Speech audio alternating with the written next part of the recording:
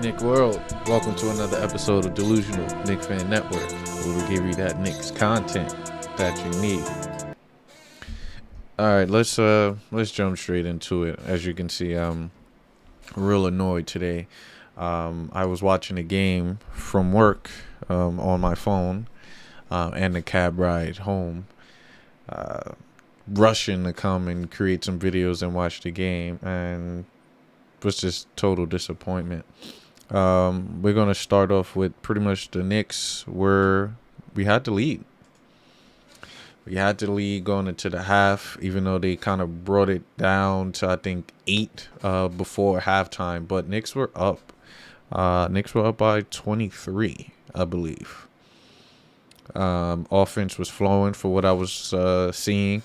The second unit came in, was putting in numbers. I heard saw Opie quick buckets. And then we gave up the lead. Well, we didn't give up the lead, but the lead got shortened down with, Dejounte Murray putting up 18 points in the second quarter. Now, for what I was seeing is they had Jalen Brunson on Dejounte Murray, because RJ was on Trae Young. So Brunson, what's going on, my man? Like, I didn't see you as a defensive liability like that. We were better off putting Brunson on Young then. Yeah. Pardon me. You better off putting Brunson on Young.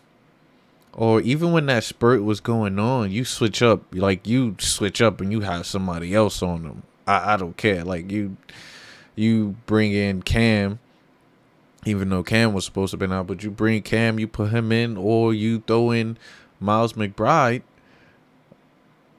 You do something, Tibbs. You don't wait till last minute. You do something, right? Then of course, third quarter come in. There's no reason why our first basket took us 4 minutes, while they are pretty much going on a run. There's no reason for that to occur. Why? Because as a head coach, if I see that our sloppy play is occurring for 2.5 minutes, I'm calling a timeout. And I'm making some adjustments. You're right in front of the game. You're seeing we're not scoring, right? You could have went smaller, for me, as far as putting Opie in. You could have put in Cam at the 4, maybe RJ at the 3. Even though we were getting out rebound, that was But you try something. You don't keep that same lineup. Especially when Opie had it going. Maybe I would have brought him in earlier. That wasn't the case.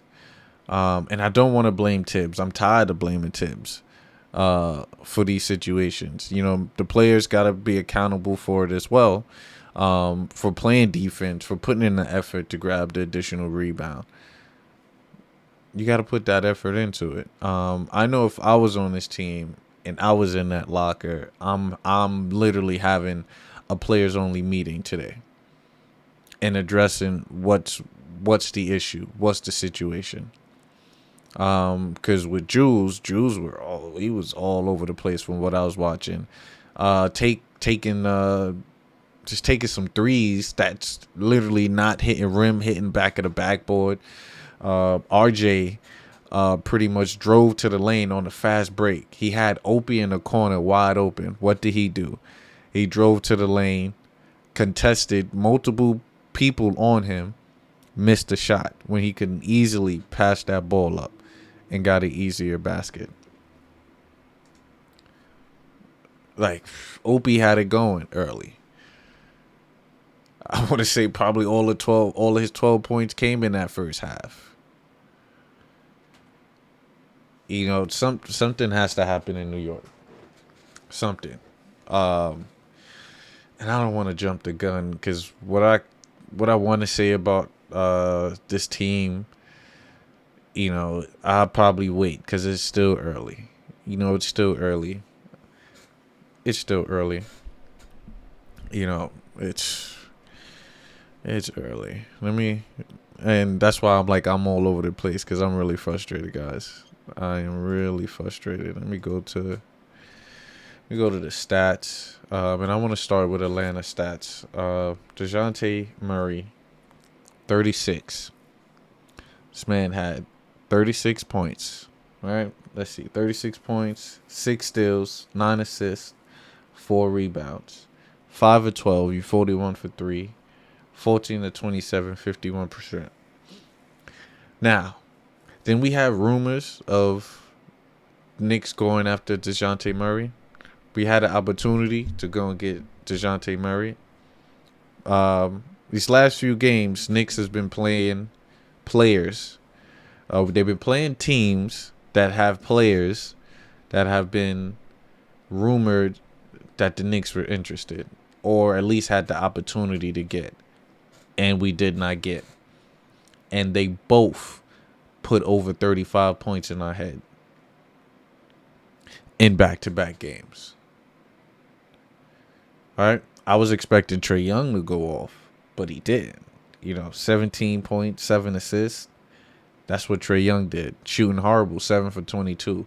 Why? Because that's the big difference when we have Mitch in the game, and the bigs. We know how to stop Trae Young, right? Are we game planning for Dejounte Murray? Look at Capella, right? Capella stats was 8 and 10. That's subpar. We did good with that. John Collins, 13 rebounds, 12 assists. That's around his average, but that's still subpar. That's not killing us. What did we do to game plan for Dejounte Murray? We could have started a total different starting lineup. You could have went big. Pause. You could have had Jalen Brunson playing the 1. You did RJ at the 2, Cam at the 3. And it would have matched the Dejounte Murray and Trae Young situation. You could have had that. I don't know how we would have hit Jalen Brunson, but you could go big. So then when we do switch, because all they do is high pick and roll, and if we do switch, even though we didn't, we pretty much, they drop back on the pick and roll, and I get it, to stop the penetration. The teams didn't kill us on threes, so that's fine, but we just don't got it going. This first unit do not have it going together. And I can't blame RJ Barrett. 8 for 18 is typical RJ Barrett game. 2 for 6 threes, a typical RJ Barrett game. With 5 rebounds, 5 assists, 19 points. That's a typical RJ Barrett game. All right. Jules, 4 for 12, 33. Not hitting any threes. Okay at the free throw line. Didn't grab that many boards. But still have 14 points. I can't even blame Jules. This is a team effort. I'm blaming the whole team. 100% blaming Tibbs, because look what Mitch did. Right, Mitch was 4 for 5. That first half of the game, he solidified himself. I'm coming out here with a purpose to prove a point. This is Atlanta. This is rivalry Atlanta. It's killing. Of course, he got into foul trouble, right? He had 4 fouls, I believe, in the third. You sat my man for the entirety of the game. Right? 4 fouls. How many times Jules got 4 fouls and still played and learned from it? You wanted Mitch to sit on that bench. You didn't want us to win, Tibbs, because you would have played that, man. We were getting out rebound. You could have thrown in Jericho Sims. Not to say that Hartenstein didn't really help us out, because he did have the 4 blocks. You did have the 6 rebounds. You could have at least put in Jericho Sims to have a bigger body, able to switch and maneuver on those high pick and rolls, because Hartenstein was getting raped.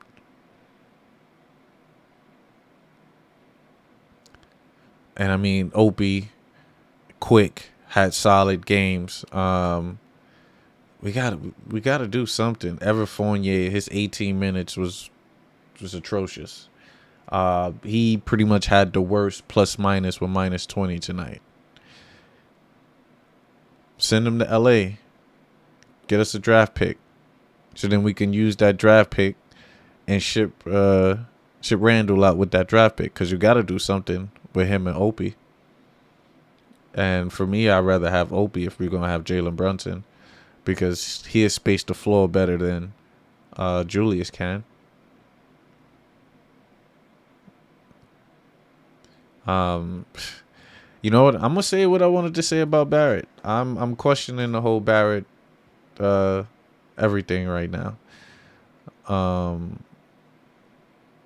As far as we could have traded him and had him gone and had Donovan Mitchell. That's the only thing I regret. Not him getting his bag. He deserved his bag.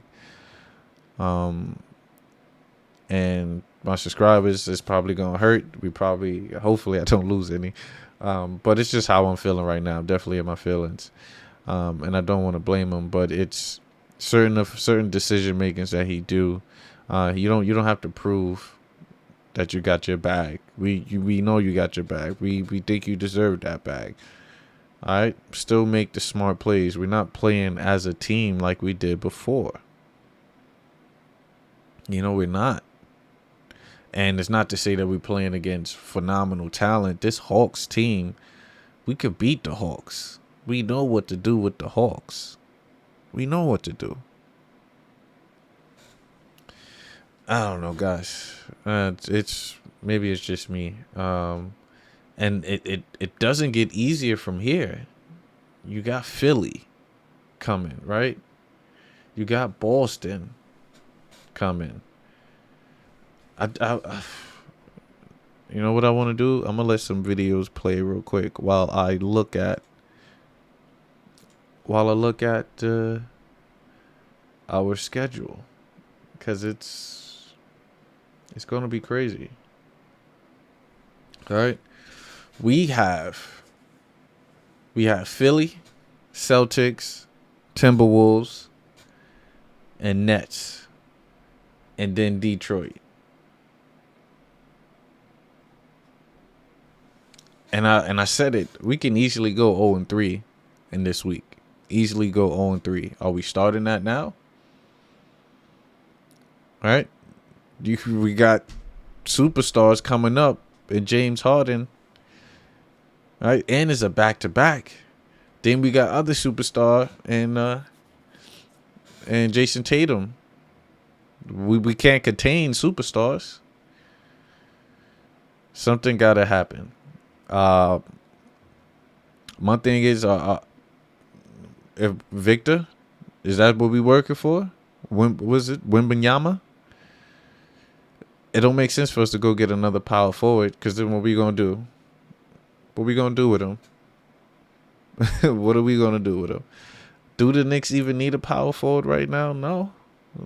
We need a 3-and-D player that's at least 6'9", that can play the 2, 3, and the 4. You need another shooter that's about 6'8", that can play the 2 and the 3.